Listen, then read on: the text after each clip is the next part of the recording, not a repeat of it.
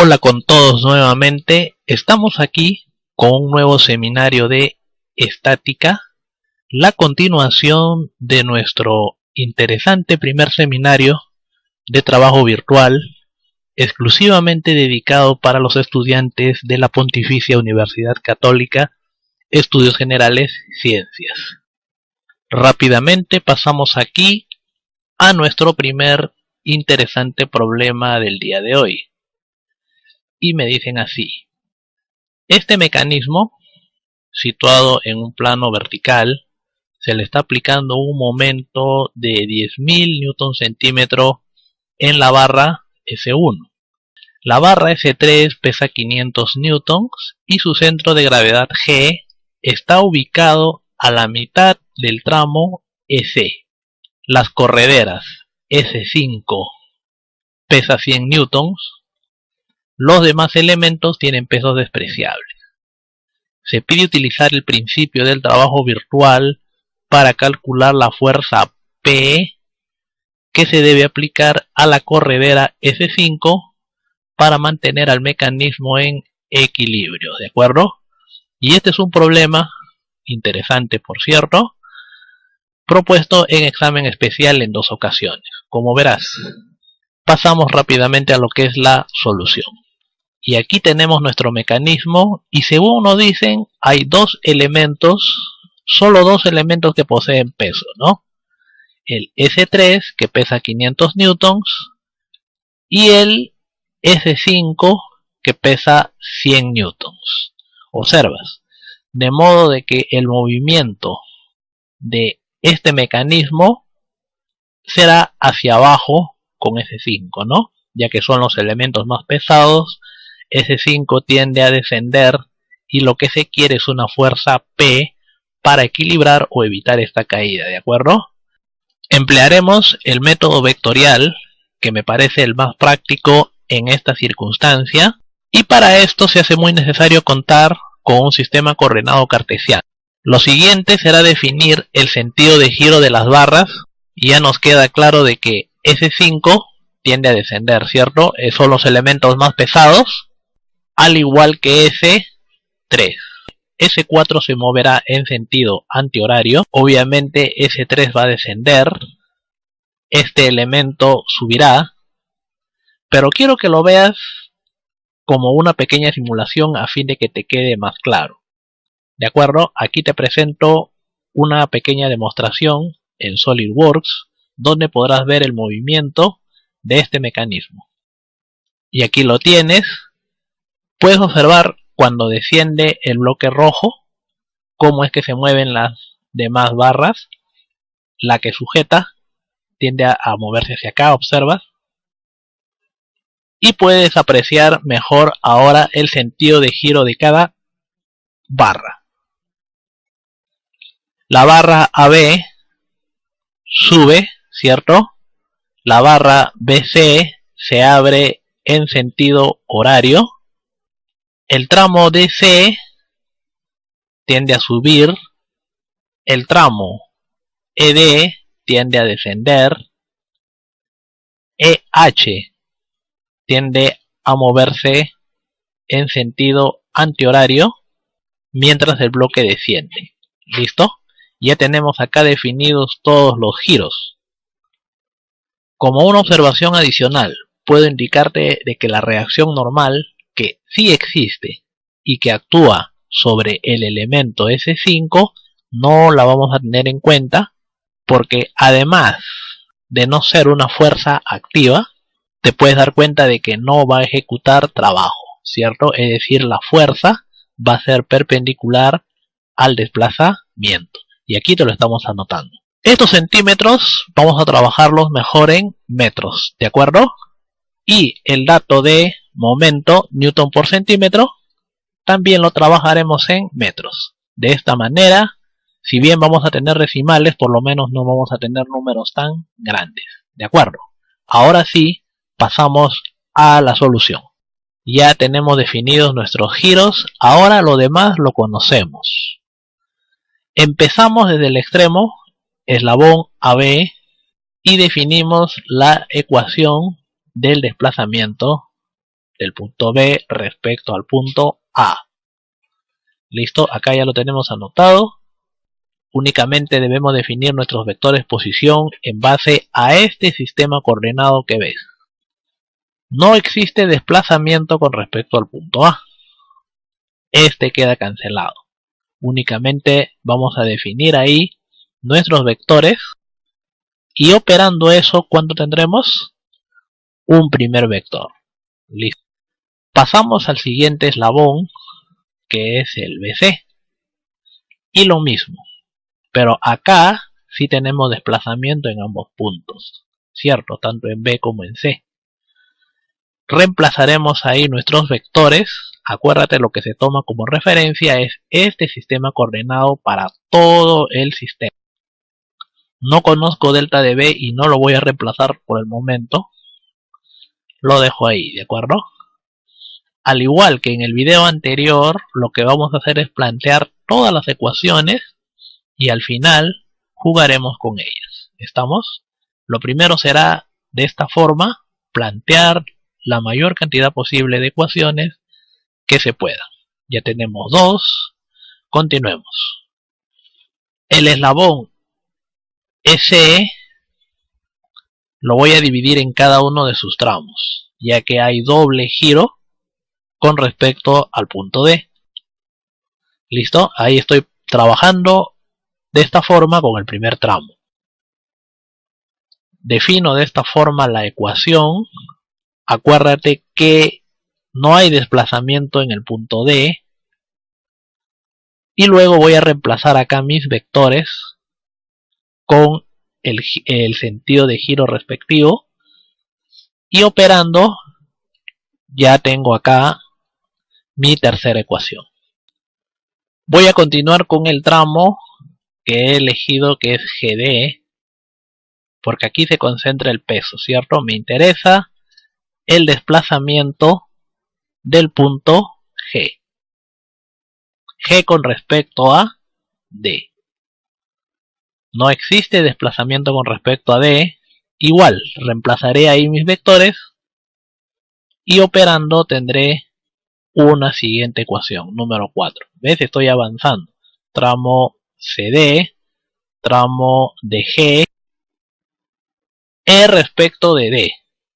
Ahí he planteado mi ecuación. No existe desplazamiento con respecto al punto D. Y listo. Reemplazar mis vectores, definir y reemplazar mis vectores y operar. Tengo acá listo mi desplazamiento en el punto E en forma vectorial. Tengo acá una quinta ecuación. Listo. Mira, ya he terminado con el eslabón EC. Con cada uno de los puntos he definido una ecuación. Ahora paso al elemento S4 o EH. Y listo. ¿Ves? Vamos definiendo nuestros vectores con cada uno de los giros. Y simplemente estamos acá reemplazando nuestros vectores, operando. Y listo, ya tenemos 6 ecuaciones. Únicamente nos resta acá el desplazamiento del punto H, el cual puedo definirlo con este sistema de referencia cartesiano. ¿De acuerdo? Ese desplazamiento virtual del punto H sería así, ya que S5 desciende, ¿cierto? El desplazamiento o sus componentes serían hacia la derecha y hacia abajo. ¿Ves? Acá lo estamos definiendo con el ángulo en cuestión, ¿cierto? Esta será mi séptima ecuación. Y listo. Ya he terminado de plantear todas las ecuaciones. Ahora todo lo demás será jugar con ellas. Vamos a hacer acá un pequeño resumen. Ya no necesitamos la gráfica.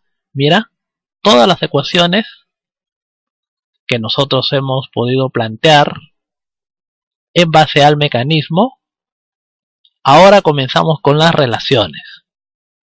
Primero vamos a reemplazar 1 en 2 e igualar componentes con 3, ¿de acuerdo? Ya que aquí está delta de C con delta de C.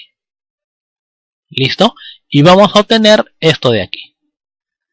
¿Qué relación existe entre el giro en 3 y el giro en 2? A esto le llamo A mayúscula. Y además, ¿qué relación existe entre el giro 1 y el giro en 2? A esto le estoy llamando ecuación B. Listo, ¿ves? Ya tenemos definidos 3 con respecto a 2 y 1 con respecto a 2. La idea es ir matando variables. Ahora, 5 y 6 respecto de 7. ¿De acuerdo? Y me va a salir acá delta de phi 4 con respecto a delta de phi 3. Pero como ya conozco delta de phi 3, puedo dejar delta de phi 4 en términos de delta de phi 2. Observas, mira, 1, 2, 3, 4, todo con una sola variable.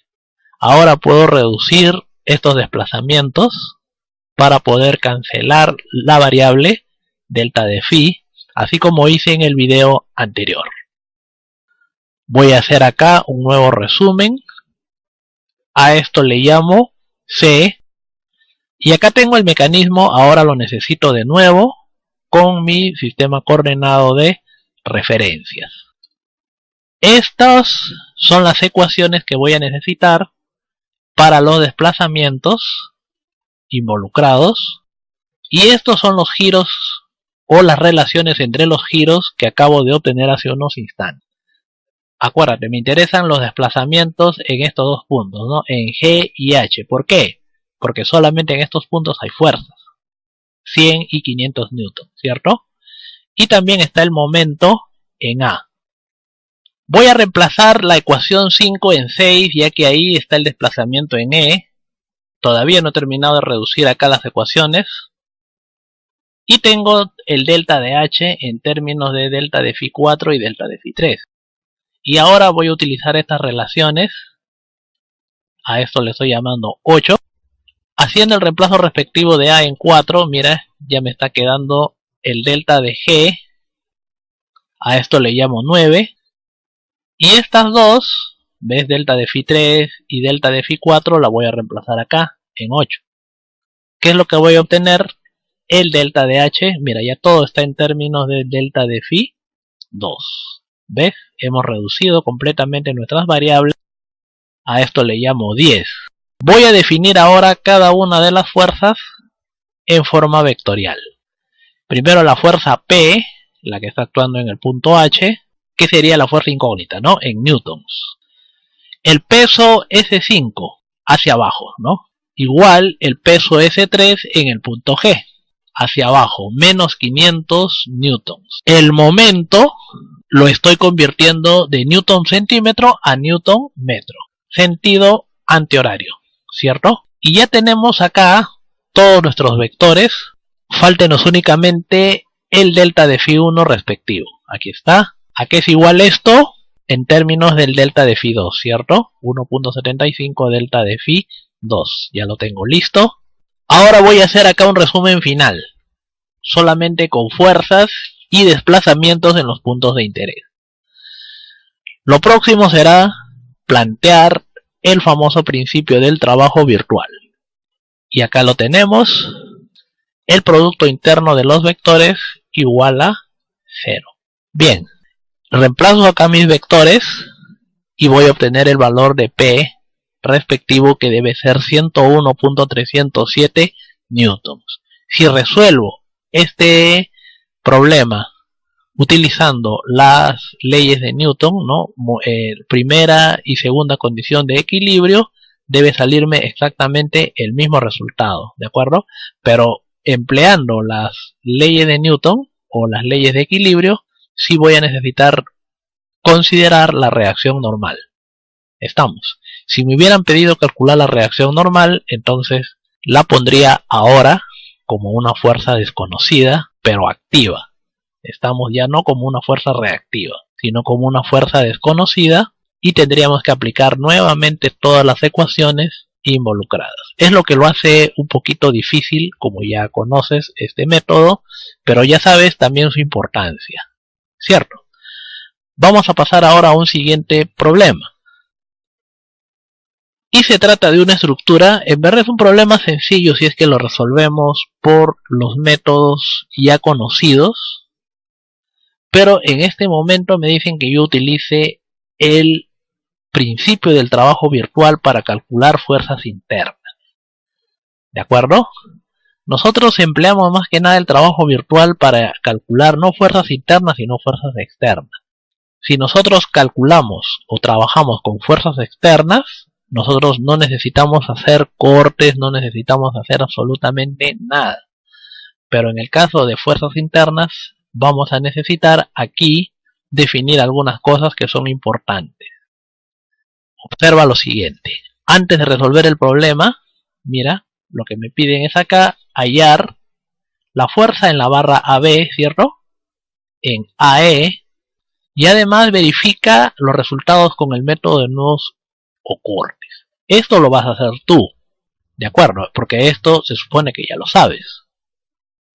Vamos en primer lugar, como te decía, a definir lo siguiente. Quiero que recuerdes esto. Cuando calcules fuerzas reactivas desconocidas usando este principio del trabajo virtual, debes considerarlas activas. Eso es lo que te dije hace unos momentos, ¿cierto? Es decir que el trabajo virtual no cuenta o no considera, mejor dicho, lo que son reacciones. Todo lo ve como fuerzas que actúan sobre un cuerpo o sobre un mecanismo o en una estructura, como en este caso. Tú sabes de que a los apoyos simples las reacciones respectivas las consideras como una única fuerza, ¿cierto? Vertical. Tú lo vas a asumir esto como una fuerza desconocida. Y los apoyos articulados vas a tenerlos en cuenta como si fueran dos fuerzas desconocidas pero en diferentes direcciones. Tú sabes de que esto es la descomposición de una fuerza arbitraria, ¿cierto? En verdad la reacción tiene dirección arbitraria. Estas dos direcciones son las componentes de esa fuerza arbitraria, ¿cierto? Es decir, nosotros vamos a trabajar con cada una como si no existiera la otra. Primero aplicarás tu trabajo virtual para la vertical, por ejemplo, y luego para la horizontal como si la vertical no existiera. O al revés, si así lo prefieres. ¿Estamos? Ahora, si consideramos esto, podemos hacerlo más extensivo, más general, y decir que toda vez que nosotros tengamos una fuerza desconocida o de dirección arbitraria, nosotros podemos tratarla de este mismo modo, cuando nos piden aplicar el trabajo virtual. Entonces esto lo vamos a hacer extensivo a toda fuerza desconocida que tenga dos o tres componentes rectangulares, ¿de acuerdo? Es decir, una fuerza desconocida que tenga dirección arbitraria puedes tratarla como si fuera un apoyo articulado, ¿de acuerdo? Ahora lo vamos a ver esto en forma aplicativa, con este problema. Solución entonces. Lo primero que nos convendrá hacer será calcular la reacción en el punto G. Acuérdate que ahí tenemos una fuerza o un apoyo del tipo simple, ¿cierto? Es decir, esa podemos considerarla como una sola fuerza desconocida. Observa, esto es lo que estoy tratando de decirte. Aquí está la estructura un poquito más grande. Estas son las fuerzas en esa dirección. Y la reacción en el punto G la estoy considerando como una fuerza desconocida. Es decir, como si esta estructura pudiera rotar alrededor de este apoyo articulado. ¿Entiendes? Así lo vamos a ver. Acá nos hacemos espacio para nuestro análisis. Esta fuerza desconocida va a buscar hacer rotar esta estructura en ese sentido, ¿cierto? Sentido antihorario. Todas las demás fuerzas van a contribuir al equilibrio. ¿Qué va a pasar entonces? Vamos a aplicar la idea de que se produce una rotación, pero la estructura en sí no se va a deformar. ¿Estamos? Todos los puntos van a rotar un ángulo muy pequeñito, delta de phi. ¿Estamos? Aquí esta es una línea de referencia que la necesito y el punto G va a rotar con respecto a F en este sentido. Observa, delta de teta. Luego tu desplazamiento del punto G sería aproximadamente en ese lado. El punto B, donde se está aplicando la fuerza, también va a rotar un ángulo delta de teta. Y este será su desplazamiento, delta de B. Ahora, quiero proyectar el punto E acá, le estoy llamando E'. La rotación del punto E también va a ser este ángulo. Ya sabes, esta estructura la estamos considerando indeformable, ¿cierto? Y la idea es que lo que se desplaza a este punto de la estructura, este punto imaginario, será lo mismo que se desplace el punto E. ¿Estamos? Bien. Y así podemos considerar los desplazamientos. Este será el delta de B, ¿de acuerdo? Este elemento tiene 16 pies. 16 por el ángulo. Es decir, esto lo estamos considerando como una longitud de arco pequeñita, por si acaso. Así es como la estamos viendo. Delta de G, radio por ángulo. Es decir, acá tenemos 5, 10, 20, ¿cierto? Por delta de teta. Negativo. El signo lo determina acá nuestro sistema coordenado referencial. Acá estás viendo que el desplazamiento de B es hacia la izquierda, ¿cierto? Al ser esta la rotación, el desplazamiento del punto B sería hacia la izquierda. G tiende a subir. Observas, por eso este es positivo. Delta de E, ya sabemos que es el mismo delta de E'. ¿A qué distancia se encuentra 5, 10? 10 pies. 15 por el ángulo de giro respectivo. Ya tenemos acá nuestras ecuaciones de los desplazamientos en términos del giro. Ahora las fuerzas, con sus respectivos signos. FB es 15I, FG es una fuerza desconocida en dirección J, y FE es menos 40 J, ¿no? Acá les hemos puesto sus signos también a las fuerzas, y listo, ya podemos comenzar a plantear el principio del trabajo virtual. Simplemente acá multiplicaremos nuestros vectores para tener la respectiva reacción en G. Listo, ya lo hemos calculado. Ahora vamos a las fuerzas internas. Mira, primero vamos a centrarnos en un punto en particular que es el G. Analicemos su desplazamiento respectivo. Este es el punto G y este es nuestro sistema coordenado referencial. Sobre este punto G estamos trazando aquí paralelas a los ejes y vamos a colocar las fuerzas que están actuando ahí en este momentito. Esta es la fuerza G ya conocida, mientras que no conocemos estas dos fuerzas. Este es el ángulo que forma EG con la horizontal. Esa fuerza EG podemos definirla vectorialmente así entonces. Mientras que el desplazamiento del punto G puedo escribirlo de este modo. Ahora vamos a aplicar la idea que te dije al comienzo de este problema. Voy a aplicar el principio del trabajo virtual en dirección X, como si no existieran fuerzas en dirección Y. ¿Listo? Tendré esto, ¿cierto? ¿Ves? ¿Qué puedo observar acá? El delta de Gx existe. Al pasar a dividir 0 entre eso será 0. Luego, ¿qué puedo concluir acá? Que FG es 0. ¿Listo? Ahora ya conozco FEG y puedo aplicar el principio del trabajo virtual en dirección Y, como si no existiera la dirección X. Esto tendré, ¿cierto?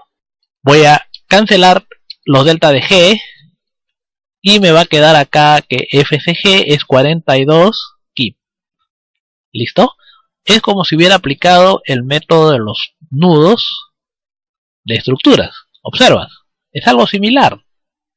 ¿Entiendes entonces ahora la idea del método? Esto es lo que vas a aplicar para poder calcular las fuerzas que te piden. ¿Estamos? En el punto C, este de acá, como ya conoces esta fuerza CG, tendrás únicamente dos incógnitas, ¿cierto? Y podrás aplicar el principio del trabajo virtual en dos direcciones. Y vas a calcular las fuerzas AC y EC respectivamente. ¿Listo?